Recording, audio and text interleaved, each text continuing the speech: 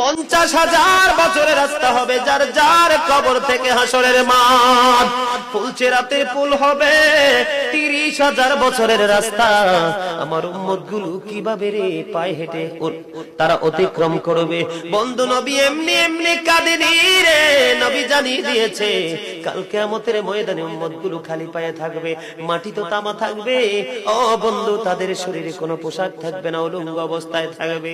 এমন মা আয়েশা প্রশ্ন করলো, গো প্রাণের নবী, জানতে মনে চায় নবী গো, এই যে আপনার উম্মতগুলো উলঙ্গ অবস্থায় খালি পায়ে সবাই থাকবে গো নবী, তারা কি নারী পুরুষ একসাথে? কয় হ্যাঁ, নারী পুরুষ একসাথে। তারা কি কেউ কারো দিকে নজর দিবে না? এবার আমার নবী বলেছে, আয়েশা রে, কেমন করে নজর দেবে রে আয়েশা? বন্যার পানি যেমনি প্রবল বেগে বৃদ্ধি পেয়ে পৃথিবীর মানুষগুলোকে গ্রাস করে ফেলে, কাল কিয়ামতের দিন এই জাহান্নামের আগুন মানুষের দিকে বন্যার মতো প্রবল বেগে ছুটে এসে মানুষকে ঘিরে ফেলবে।